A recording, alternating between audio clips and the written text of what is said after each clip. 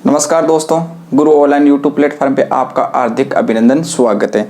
दोस्तों, राजस्थान जीके का टॉपिक चल रहा था। 5-7 दिन मेरी क्लास से मेरी तबीयत खराब होने के कारण मैं नहीं दे पाया।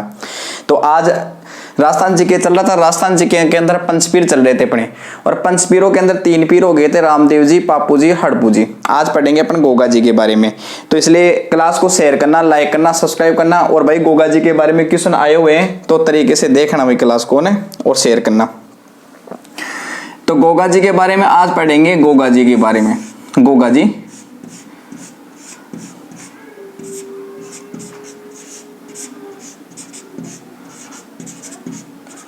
चौहान।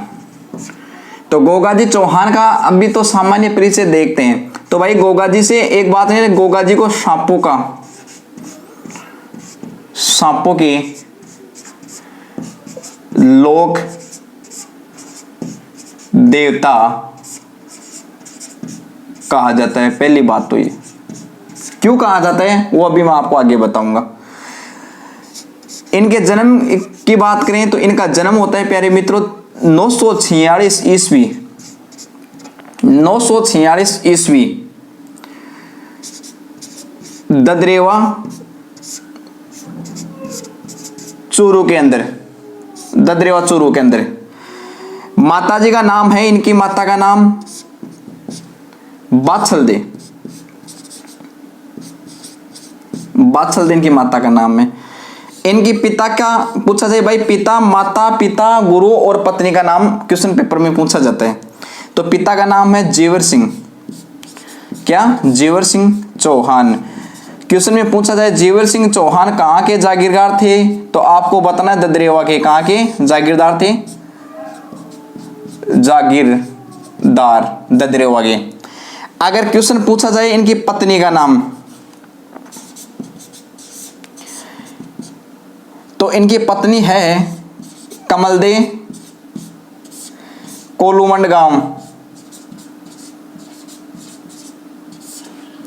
कोलूमंडगांव इनकी पत्नी का नाम कमलदे भी दिया गया है। कोलूमंडगांव, अगर कोलूमंडगांव से निकल के आती है बात क्या? पापू जी। तो पापू जी कोलूमंडगांव के थे, इसलिए कमलदे कौन से परिवार से बिलोंग करती है? पापू जी के परिवार से। तो आपको अगर बात आगे पूछी जाए तो इनके गुरु की, तो इनका गुरु है गोरखनाथ। क्या? गोरखनाथ। गुरु का नाम है गोरखनाथ। अब आ जाओ भाई, आपको सामान्य परिचय मैंने आपको बता दिया। आपको बताना है कि इनको सांपों के लोक देवता कहा जाता है। किनको? सांपों के लोक देवता कहा जाता है। किनको? गोगा जी को। इनका जन्म 946 ईस्वी के अंदर ददरेवा चूरू के अंदर होता है। माता का नाम, इनकी माता का नाम क्या है? बात्सलदे। किनकी? गोगा जी की माता का नाम है बात्सलदे। अगर पिता का नाम पूछा जाए तो जेवर सिंह इनके पिता का नाम है। पत्नी का नाम कमलदे। कहाँ की? कोलूमंड की थी ये। और कौन से परिवार से थी? कौन से परिवार से थी भाई? पापू जी के परिवार से थी। गुरु का नाम गोरखनाथ है साहब, इस गुरु का नाम गोरखनाथ है।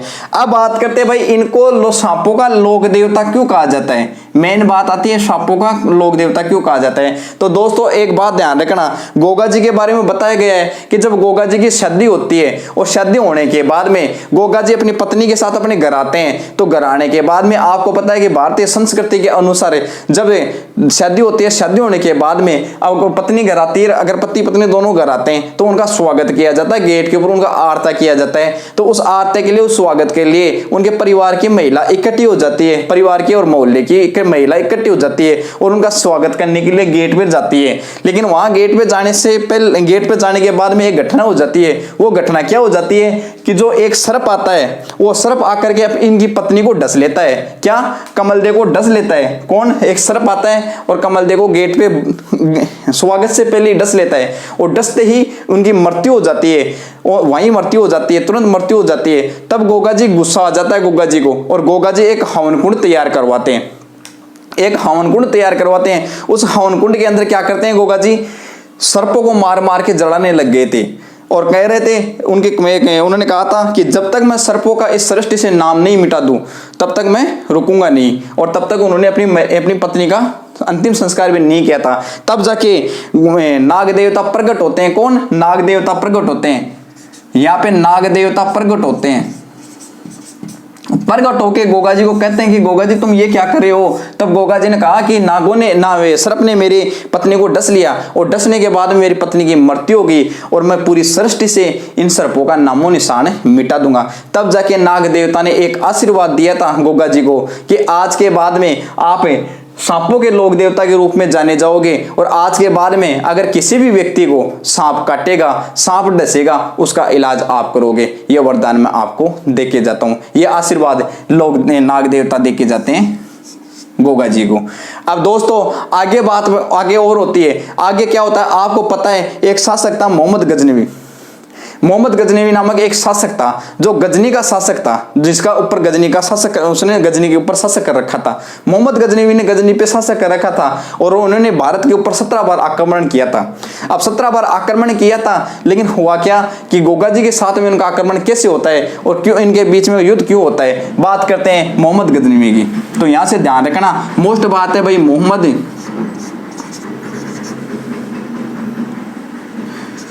मोहम्मद गजनवी कहाँ का शासक था। इसका ये शासन कर रखा था गजनी पे। मोहम्मद गजनी पे शासक कर रखा था। किस पे? गजनी पे। अब मोहम्मद गजनी का एक प्रसिद्ध एक युद्ध हुआ था, एक इन्होंने आक्रमण किया था भारत पे, सोमनाथ के मंदिर पे, गुजरात सोमनाथ के मंदिर पे। तो तब कहा जाता है कि जब मोहम्मद गजनी भी सोमनाथ के मंदिर पे आक्रमण करता है तब इसको उस मंदिर में इतना सोना मिलता है कि जो ये पशु लेके आता है उनसे भी ज्यादा सोना मिल जाता है। वो पशु कम पड़ जाते हैं सोना ले जाने के लिए। तब ये क्या करते हैं, पश्चिमी राजस्थान चूरू की तरफ आते हैं पशु लेने के लिए, सोना ले जाने के लिए। पशु चाहिए, पशु कम पड़ गए थे और पश्चिमी राजस्थान की तरफ आते हैं। पश्चिमी राजस्थान का मतलब चूरू ददरेवा की तरफ आते हैं और वहां आने के बाद में क्या करते हैं, वो पापू जी की गायों गोगा जी की गायों को लेके चले जाते हैं। और गोगा जी को गायों को लेके जाने के बाद में क्या करते हैं, गोगा जी को इस बात का पता चल जाता है कि भाई मेरी गायों को मोहम्मद गजनवी लेके गए हैं। तो फिर ये युद्ध कर हो जाता है। तो ये कहा जाता है ना कि गायों की रक्षा करते हुए गोगा जी को वीर गति प्राप्त हुई थी। एक बात ध्यान रखना ये कि गायों की रक्षा करते हुए गोगा जी को वीर गति प्राप्त हुई थी। और किनके साथ की थी ये युद्ध? लास्ट जो युद्ध हुआ था, ये युद्ध हुआ था मोहम्मद गजनवी और गोगा जी के बीच में। तब कहा जाता है कि गोगा जी ने, तो यहां से एक बात रखना, ध्यान देना कि गोगा जी ने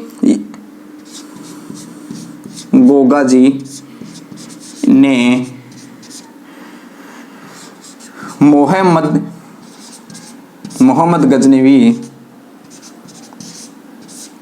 या मुसलमानों के साथ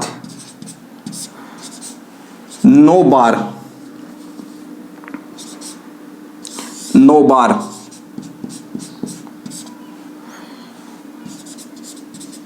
युद्ध किया था और गायों की रक्षा करते हुए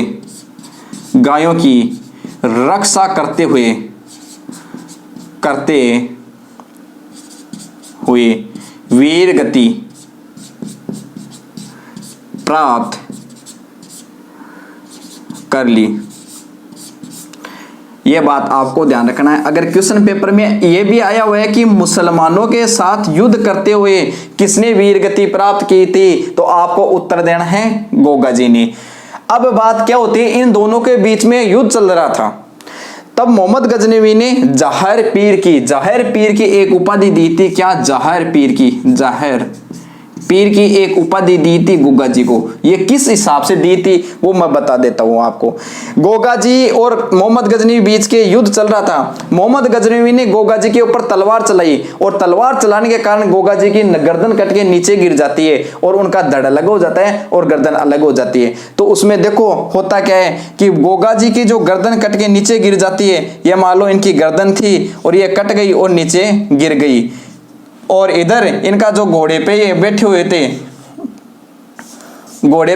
हुए थे, ये इनकी गर्दन कट गई थी और ये इनका धड़ था। फिर भी ये युद्ध कर रहे थे। बगैर सर के, बगैर गर्दन के ये युद्ध कर रहे थे।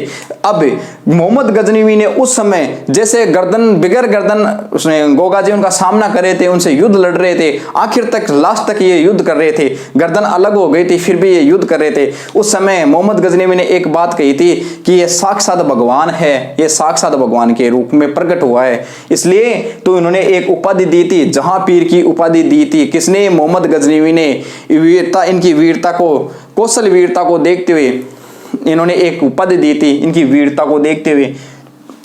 तो यहां से एक लाइन लिखना, तो क्या यहां से एक नोट लगा के एक लाइन लिखनी है, आपको डालनी है नोट डाल के।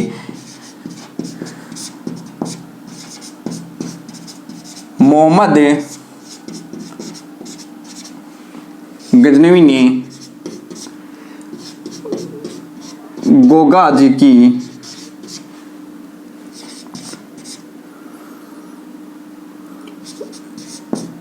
वीरता को देखते हुए या कौशल रण को देखते हुए, क्या यहां से लिख सकते हो वीरता नहीं तो कौशल रण को देखते हुए, कौशल रण को देखते हुए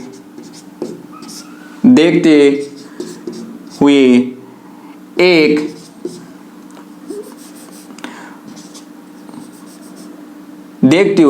जहां पीर की उपाधि दी थी। ये बात आपको ध्यान रखनी है। जैसे रामदेव जी को उपाधि दी थी पंच पीरों ने कि मैं तो चा पीर थे पीरों का पीर, मैं तो चा पीर थे हो पीरों का पीर। ये उपाधि किसने दी थी? पंच पीरों ने, मक्का और मदीना से आने वालों ने। किसको? रामदेव जी को। तो गोगा जी को किसने दी थी उपाधि? मोहम्मद गजनवी ने। क्या दी थी? कौन सी उपाधि दी थी? जहां पीर की। किस मकसद से दी थी? इनकी वीरता को देखते हुए, कौशल रण को देखते हुए एक उपाधि दी थी जहां पीर की। किसकी? जहां पीर की एक उपाधि दी थी। मेरे प्यारे मित्रों, इस बात को आपको ध्यान रखना है और ये पेपर में पूछा गया था, इसलिए इस बात को ध्यान रखनी है कि गोगा जी को किसने उपाधि दी थी, मोहम्मद गजनवी ने किस लिए दी थी, कौशल रण को देखते हुए, इनकी वीरता को देखते हुए। और ये किस हिसाब से देखी थी कि जब इनकी गर्दन कट गई थी, गर्दन कटने के बाद में भी ये मोहम्मद गजनवी का सामना कर रहे थे। अब आ जाओ आगे। अब बात करते हैं कि इनका जो शीश गिरा था, ये जो शीश था गर्दन कट के नीचे गिरी थी, ये तो गिरी थी कहां? ददरेवा चूरू के अंदर। कहां? ददरेवा चूरू के अंदर। और जो इनका धड़ गिरा था कहां? नौहर हनुमानगढ़। इसको तो कहते हैं क्या? शीश मेड़ी। जहां शीश गिरा था कहां? ददरेवा चूरू, जिसको तो कहते हैं शीश मेड़ी। क्या? शीश मेड़ी। या और जहां इनका धड़ गिरा था कहां पे? नौहर हनुमानगढ़ के अंदर। तो इनका धड़ गिरा था और इनका जो शीश गिरा था वो ददरेवा चूरू के अंदर, जिसे कहते हैं शीश गिरा था उसे शीश मेड़ी, और जहां धड़ गिरा था उसको धड़ मेड़ी या गोगा मेड़ी कहा जाता है। क्या? धड़ मेड़ी या गोगा मेड़ी। मेरे प्यारे मित्रों, यह बात आपको ध्यान देनी है। क्या? दड़मेड़ी गोगा मेड़ी अलग अलग है दोनों। दड़मेड़ी है नौहर हनुमानगढ़ के अंदर और शीश मेड़ी है क्या? शीश मेड़ी है आपकी ददरेवा चूरू के अंदर। ये दोनों मंदिर अलग अलग है। इनके समाधि स्थल की बात करें तो इनकी समाधि स्थल कहाँ है? नौहर हनुमानगढ़ के अंदर। क्या? नौहर हनुमानगढ़ के अंदर। अब देखते हैं दोस्तों इनके आगे की बात, इनके मंदिर के बारे में देखते हैं। तो इनके मंदिर की भी 3 विशेषता बताई गई है। क्या? इनके मंदिर की 3 विशेषता बताई गई है। तो इनके मंदिर के बारे में देखा जाए तो इनकी 3 विशेषता बताई गई है। मेरे प्यारे मित्रों, इस बात को ध्यान रखना आपको। तो पहली विशेषता क्या है? दूसरी सारी बातें मैं आपके सामने बताता हूं। 3 विशेषताएं और सभी लोक देवताओं सबसे अलग ही इनका मंदिर है। तो दोस्तों जैसे इनके मंदिर का निर्माण है कुछ अलग किया हुआ है।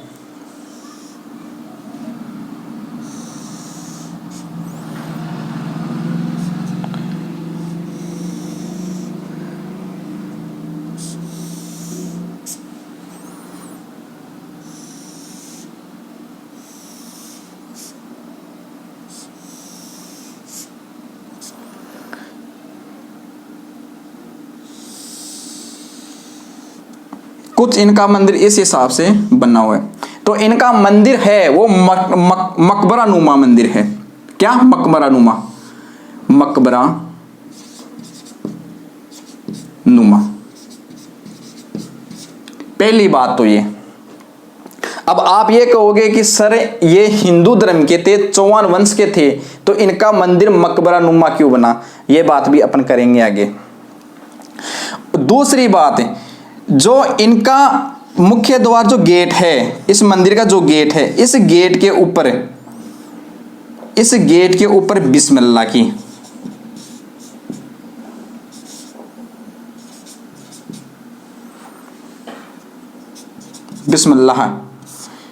आकृति है।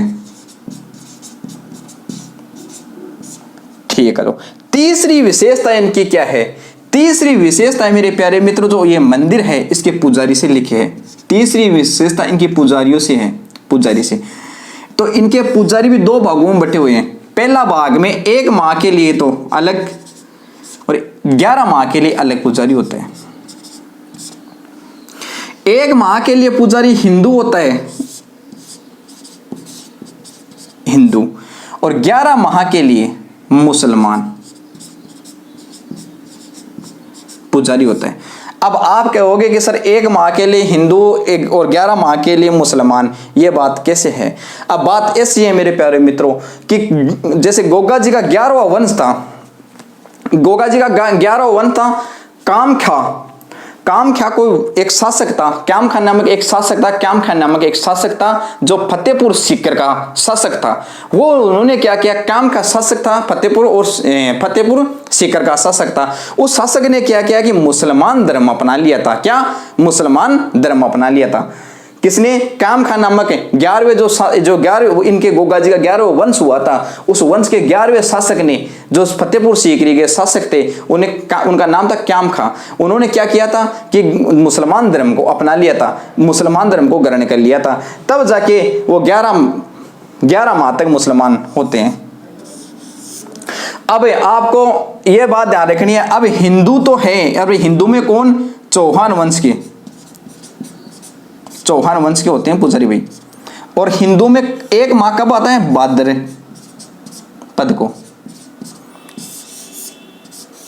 भाद्रपद को 1 महीना आता है ना साल के अंदर, भाद्रपद महीना, उस महीने में इनका हिंदुओं का होता है। और मुसलमानों के अंदर कौन सा? क्याम मुसलमान,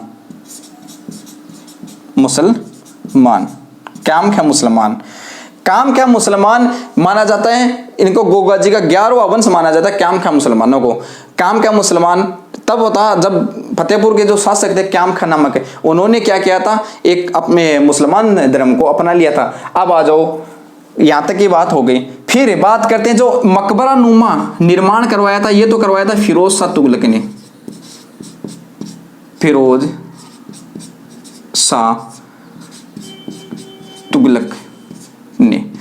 शाह तुगलक ने मेरे मित्रों क्यों करवाया था? वो इसलिए करवाया था, जो क्याम खा मुसलमान थे वो सबसे ज्यादा फिरोज शाह के सैनिक थे। फिरोज शाह की सेना के अंदर सबसे ज्यादा सैनिक क्याम खा मुसलमान थे। तो क्याम खा मुसलमानों ने एक मांग रखी थी कि वो एक मंदिर का निर्माण करवाए, गोगा जी का मंदिर का।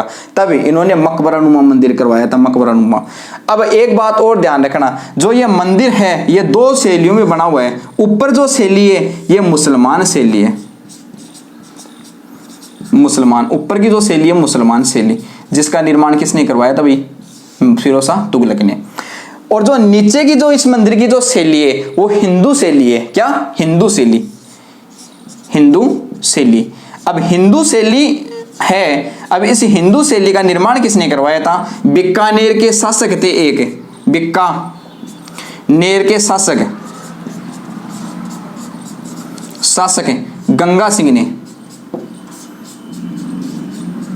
सिंह ने करवाया था। आपको अगर कोई पूछा जाए, आपको अगर गोगा जी के मंदिर से ये पूछा जाए कि गोगा जी का जो मंदिर है जिसमें हिंदू शैली का निर्माण किसने करवाया था, तो प्यारे मित्रों आपको जवाब देना है किसने? बीकानेर के शासक गंगा सिंह ने करवाया था।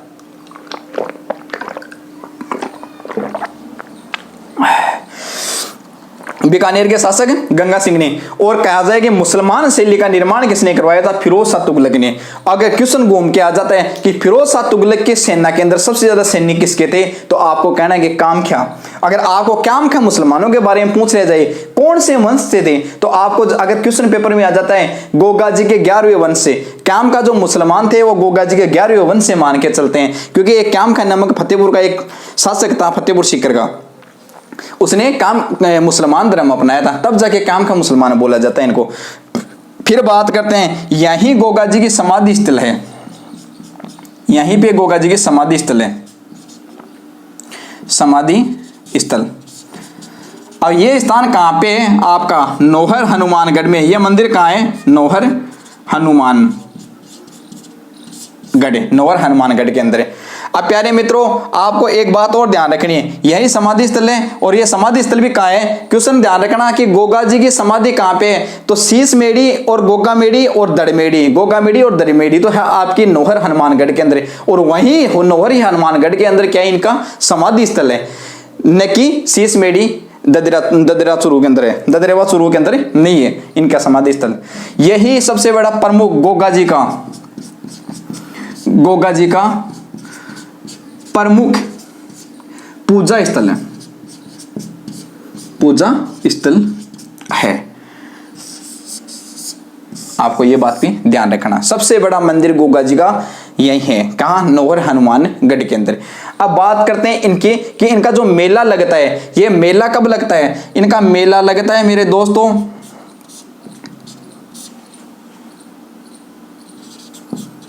भाद्र कृष्ण नवमी को, भाद्र कृष्ण नवमी को। क्या इनका जो मेला लगता है गोगा मेड़ी का जो मेला लगता है, और गोगा मेड़ी का मेला कब लगता है? भाद्र कृष्ण नवमी को। क्या? भाद्र कृष्ण नवमी को, यह आपको ध्यान रखना है।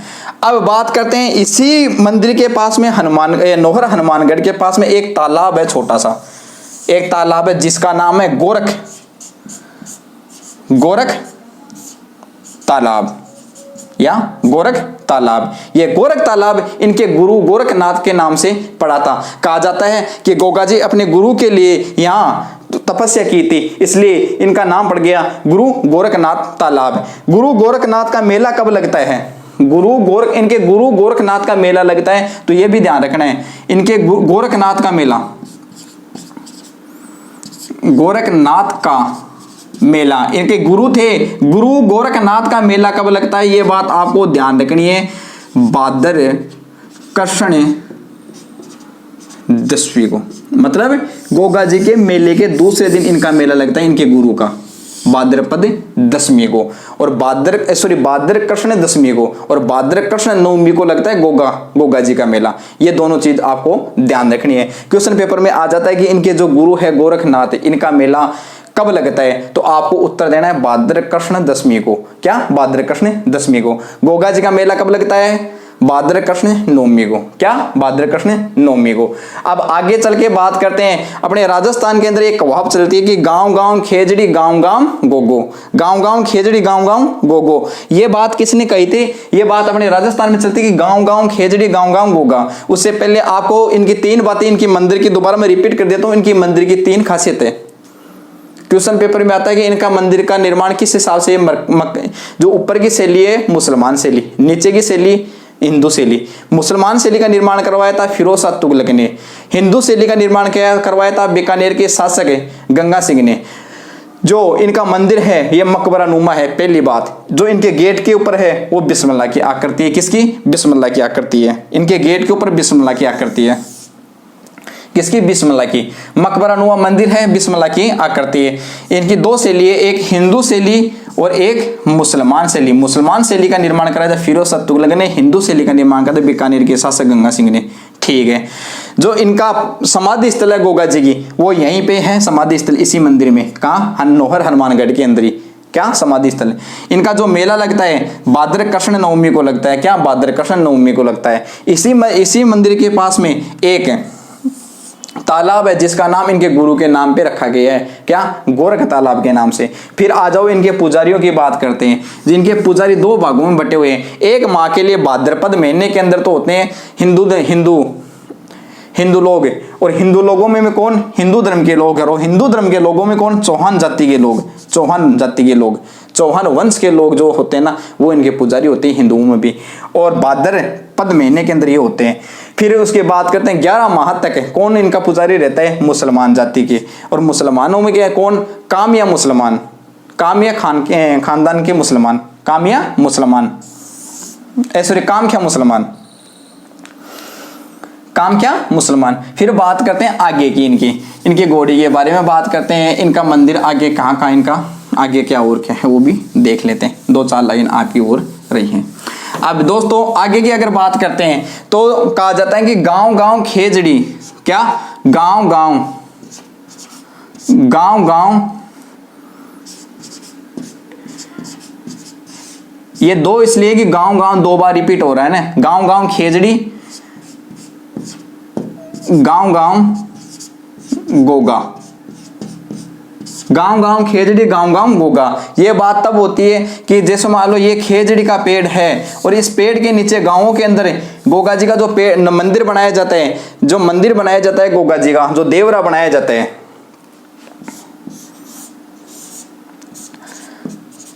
देवरा बनाया जाता है, इस पे ऊपर ही ऊपर सर्प की आकृति होती है, सर्प की आकृति बनाई जाती है। और कौन सी पेड़ के नीचे बनाई जाती है? खेजड़ी के पेड़ के नीचे। इसलिए कहा जाता है कि गांव गांव गोगा और गांव गांव खेजड़ी।